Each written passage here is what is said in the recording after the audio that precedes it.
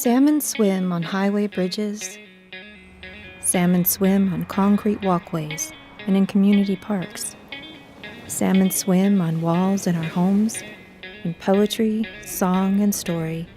Salmon swim through the air and by our businesses, in schools and parades.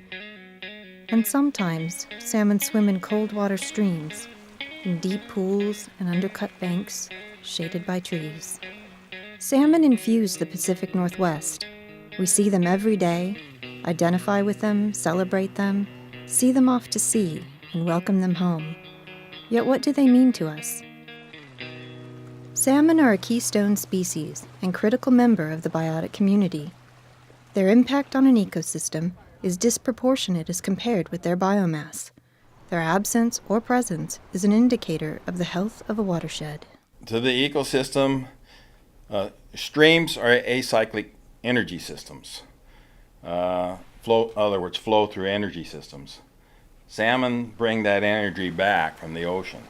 They find that a good, healthy stream that has salmon in it is much healthier than a stream that doesn't have it. You have a lot more phosphates, nitrates, and other nutrients and chemicals that the salmon bring back.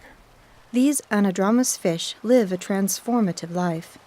They will spend their first few months in fresh water.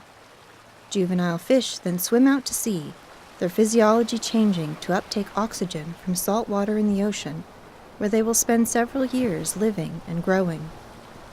In the last part of their life, salmon change again, returning to their natal freshwater streams to spawn and shortly thereafter die. As they flourish in their transformations, their lives and deaths contribute to the prosperity and success of other species. In the ocean and estuaries, salmon feed orcas and seals. In streams, they feed bears, bald eagles, and herons. They also feed the forest. They even done studies. They can tell the difference between ocean phosphates and land-produced phosphates, and they found ocean phosphates in deer and elk. It's not that deer and elk are eating the salmon, but they're eating the vegetation along the stream that absorbed those nutrients from the dead, dying salmon. So it's very important to have a good, healthy salmon run that comes back for ecological purposes. For thousands of years in the Northwest, salmon reflected the cycle of life, served as a staple food and as a source of story and ceremony for Native Americans along the Pacific coast. Salmon thrived in their wild environs, relying on delicately balanced stream and ocean conditions for their transformative journey through life. With the westward migration of white settlers into the Pacific Northwest and into the Seattle region in the 1850s, the giant trees that shaded salmon streams spawned an economic boom in the form of the logging industry.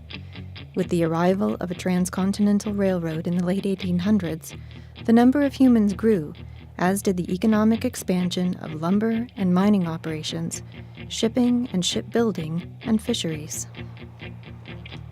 As the trappings of industry grew and thrived, the habitat for salmon began to shrink, and salmon populations began to wither. Salmon require cold, clear water with a specific chemical balance. But toxins now tainted that water. Spawning salmon and small fry require specific water levels and gravel beds in their streams. But dams built for hydroelectric power and diversions for agricultural irrigation stopped the flow or flooded streams, disrupted spawning, and even stopped their passage from natal stream to the ocean and back again. Basically, there was no more salmon left here, so they rebuilt the hatchery in the 30s. They restocked Chinook and Coho at this hatchery from the Green River, so it's basically the same stock of fish. In recognition of the importance of salmon to both the biotic community and to people in the region, the Issaquah Salmon Hatchery was constructed in the 1930s to bring back the salmon to Issaquah Creek, salmon that had been eradicated by overfishing and habitat destruction. Operated by the Washington State Department of Fish and Wildlife, the hatchery works to this day to rehabilitate salmon populations amidst continued challenges to their success. The Issaquah hatchery has inserted itself into the spawning process of Coho and Chinook salmon. Each fall, salmon return from the ocean through Puget Sound, the Ballard Locks, Lake Washington, and Lake Sammamish before finally arriving at Issaquah Creek. A low barrier, or weir, is raised where the creek meets the hatchery, preventing the salmon from continuing upstream to spawn naturally and soon thereafter expire. Instead, they are diverted into a fish ladder that leads to holding ponds where the work of the hatchery begins. Spawning and rearing salmon is a months-long process that begins in the holding ponds. Crews of volunteers assist fish and wildlife staff in harvesting and fertilizing eggs by the hundreds of thousands. Wild salmon are separated out during the process, their eggs and milk distributed as widely as possible to ensure the best genetic diversity.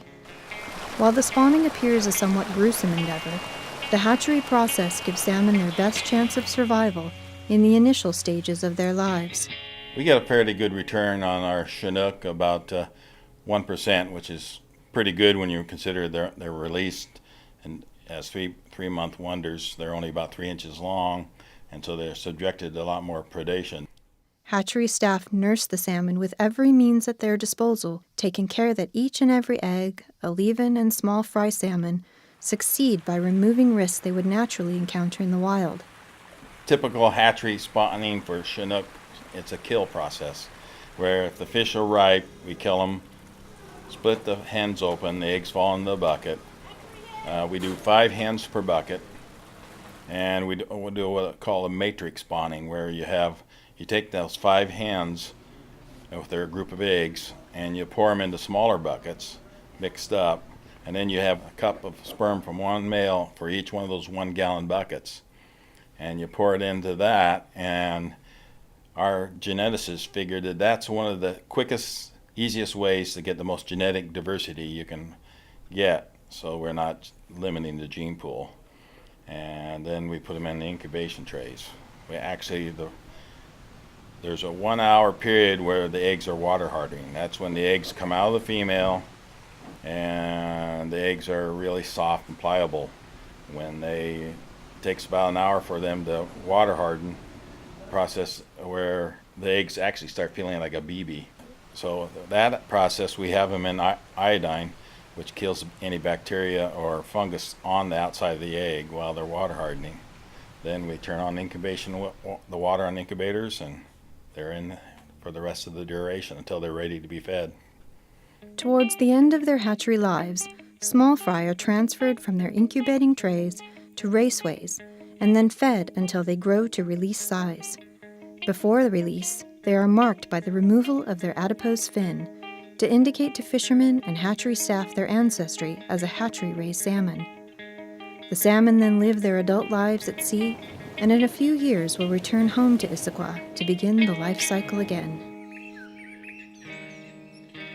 While the Issaquah hatchery and others like it around the region labor to improve the chances of salmon for a Pacific Northwest culture that admires and venerates them, salmon face nearly insurmountable obstacles to their success.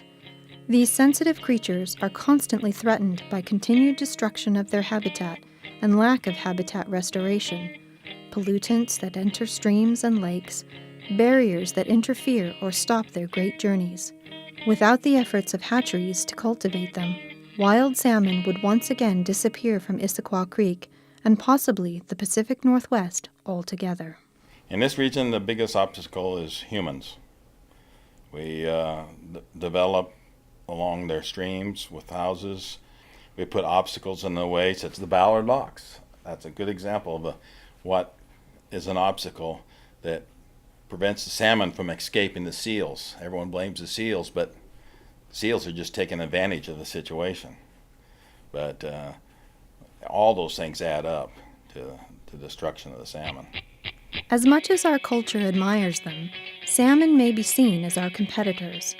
To restore wild salmon requires personal awareness and sacrifice, distribution of public funds that are already stretched thin, regulations that might impinge on private business, and restoration of habitat now in human use. Salmon may also be seen as participating members of the biotic community. Their restoration can reshape and secure economies, restore and revitalize stream and forest ecologies, help with the recovery of other species, solidify our environmental values, delight our aesthetic senses, and give us inspiration for new stories. These differing perspectives may not be mutually exclusive, but they are certainly in conflict, a conflict that makes the future of salmon quite uncertain. Will that future be as a cultural artifact, a remembrance and celebration of a rich and storied past? Or will salmon be a living symbol, illustrating the bond between our culture and nature, and exemplifying an ethic that, as Aldo Leopold said, preserves the integrity, stability, and beauty of the biotic community, a community of which we are all a part.